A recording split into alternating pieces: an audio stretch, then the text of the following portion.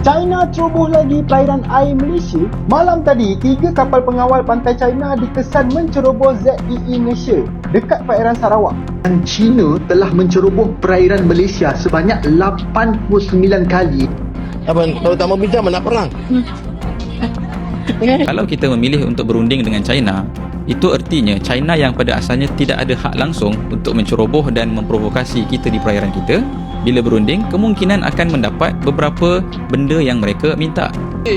Tentera Indonesia kejar mereka dengan menggunakan panjutan air. Lari habis, bercepera.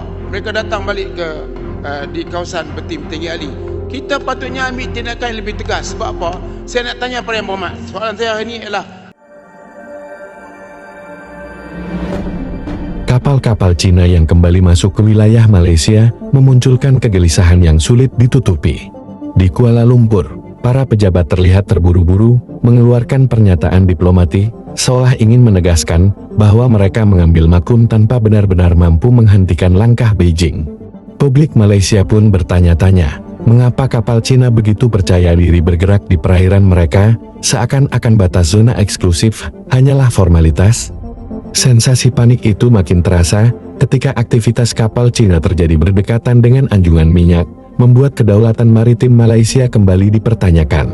Sementara itu, kontras yang mencolok terlihat di sisi lain Laut Natuna. Indonesia berdiri dengan sikap yang jauh lebih tegas, dan Cina mengetahui batasnya.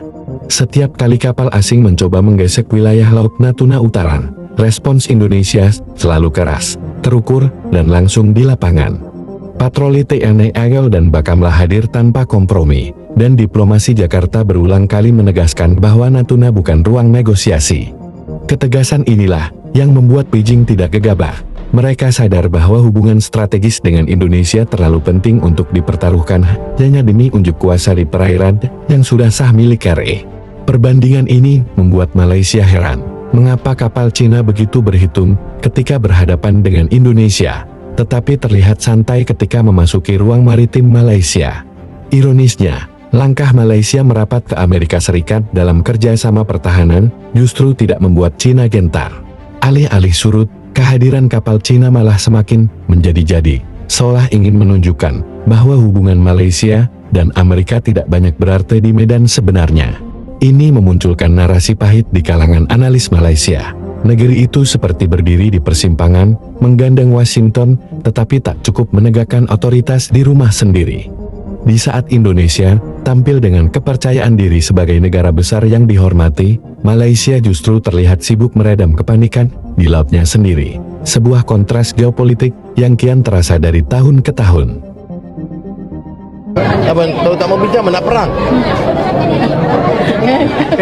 Perdana Menteri kata sama ada berunding atau berperang. Ni apa kes? Kes ni apabila ada satu kapal daripada China provoke kita punya projek cari gali Petronas di kawasan berdekatan dengan Beting Patinggi Ali, yang memang kawasan kita, dalam kita punya exclusive economic zone milik perairan tanah air kita 100%. China masuk dan provoke.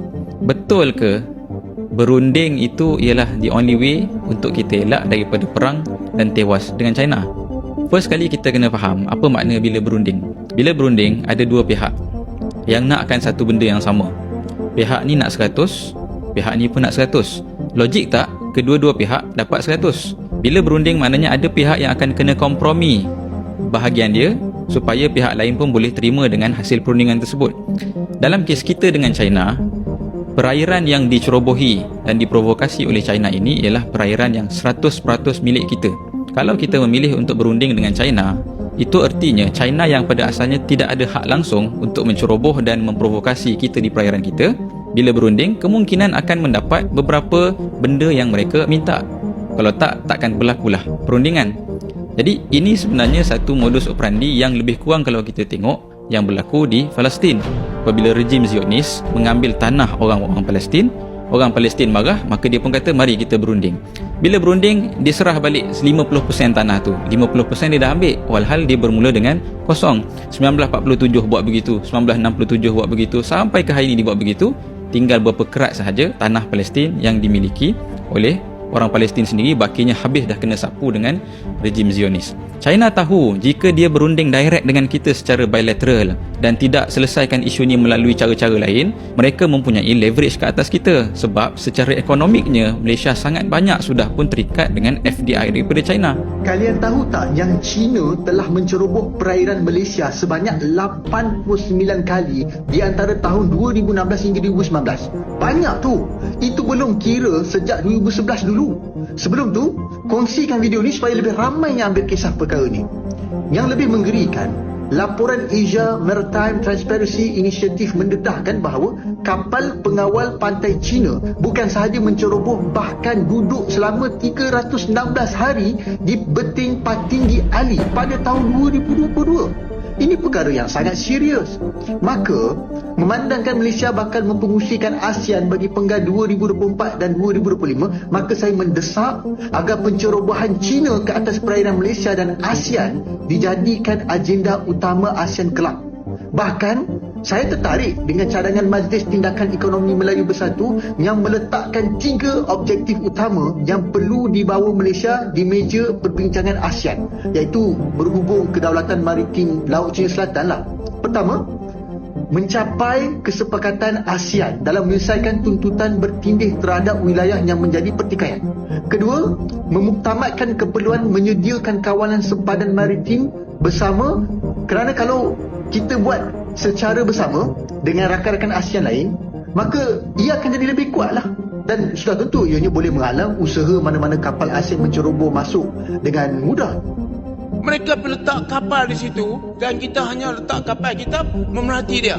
Memerhati, dan Muhammad telah mengeluarkan kenyataan Muhammad. Yang Muhammad ni bagus, orang baik. Tapi Muhammad keluar kenyataan ni pasal apa ya? Malaysia tidak mempunyai hubungan diplomatik dengan China berhubung dengan petinggi ahli.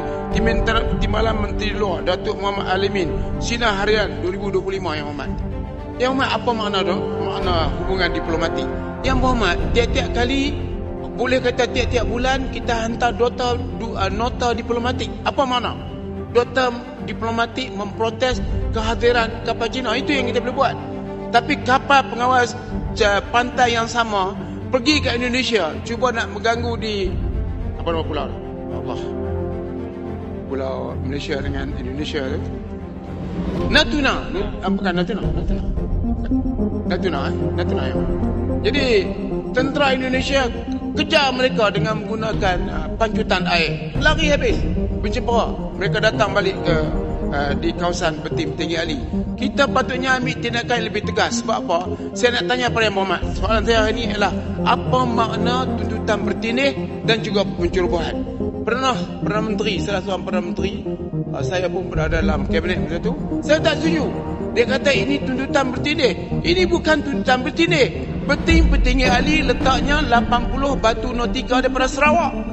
Kawasan EEZ kita 200 batu nautika. Dia melanggar masuk kawasan kita. Hainan ke kawasan ni, ke Betim Tinggi Ali 4,000 ke batu nautika, terpaksa melalui Filipina. Bagaimana pendapatmu mengenai ini, Sob? Tulis di komentar.